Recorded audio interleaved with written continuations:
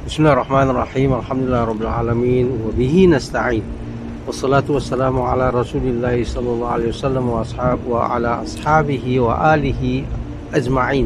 Wa ba'd. Assalamu alaikum wa rahmatullahi ta'ala wa barakatuh. Today is the 23rd of February 2025, and in fact we find ourselves at the maqam of Imam Abdul Raqib, also known as Tatuang. And in commemoration of his death 101 years ago, that was in 1924, the 31st of March. So we're standing at the maqam of Tatuang, Imam Abdul Raqib, which has been recognized as a heritage site here in the Western Cape.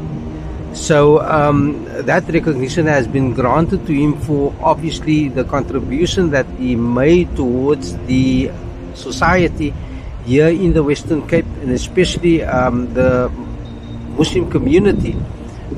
He was recorded to have been one of the youngest imams in Cape Town. He was also said to have been a very disciplined person, having studied under the Sheikh from Turkey, Abu Bakr Effendi. He studied under the Sheikh, and he was appointed as the youngest Imam at the Buitengracht Mosque. Oral history suggests that it was at the age of about 16 or 17. So he was then recognized as one of the imams, and later in his life he was also seen as obviously the high priest amongst the Muslims at the Cape. And I think one important thing that stands out for us here as we commemorate the life of Imam Abdul Raqib is that the contribution and the recognition that was given to him by all the other imams. And as you can see from where this maqam and this qabr of Imam Abdul Raqib is situated, it is situated right at the entrance of the Mowbray Maqbarah. And the stories that we have been told, and what came down from the elders, was that he was actually the imam that officially opened the Maqbarah here in Mowbray.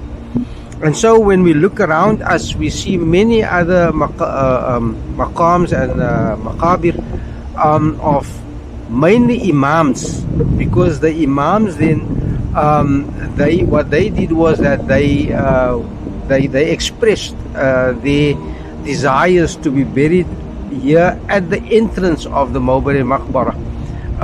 What also stands out for me is, and for us, is that when we look at the life of Imam Abdul Raqib, we find that it is a life that has been entirely spent in promoting and obviously in teaching people about Allah subhanahu wa ta'ala, and bringing the deen of Allah subhanahu wa ta'ala to the community. And what we have learned also, he was a person that was very strict on people adhering to the principles, the tenets of Islam. He was very strict on that. So people normally they would say that he was a no-nonsense imam, that he wouldn't accept anything unless it could be substantiated and it could have been proven from the Quran and the hadith of Rasul sallallahu alaihi wasallam. So for that, within our obviously the gathering here that we are here for today, is that we want to make dua and we want to ask Allah subhanahu wa ta'ala that Allah subhanahu wa ta'ala must grant our forebears, those people who have sacrificed such a lot to keep the light of Islam burning in the most southern part of Africa, that Allah subhanahu wa ta'ala must grant them the reward Ameen. for the sacrifices that they have made, for the station which they have occupied during their lifetime. Allah subhanahu wa ta'ala must grant them their ultimate reward, and Allah subhanahu wa ta'ala must allow that reward to be Jannatul Firdaus, insha'Allah.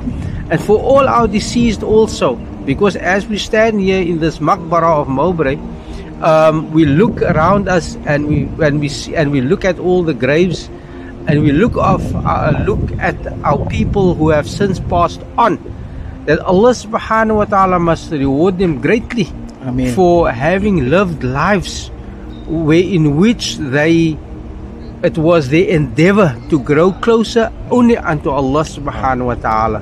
May Allah subhanahu wa ta'ala reward us all. Ameen. And especially may Allah subhanahu wa ta'ala grant us who are still alive a husnul khatimah, inshallah, Inshallah. a good ending, Ameen. a good Ameen. ending Ameen. whereby we die upon the consciousness of Allah subhanahu wa ta'ala as being our creator, our nourisher, the one who created us, and from birth He has nourished us and He has granted us the potential that we could grow within His deen. That Allah subhanahu wa ta'ala must grant us all a good ending. Ameen. Ameen. Ya Rabbal Alameen. Wassalamu alaikum wa rahmatullahi ta'ala wa barakatuh.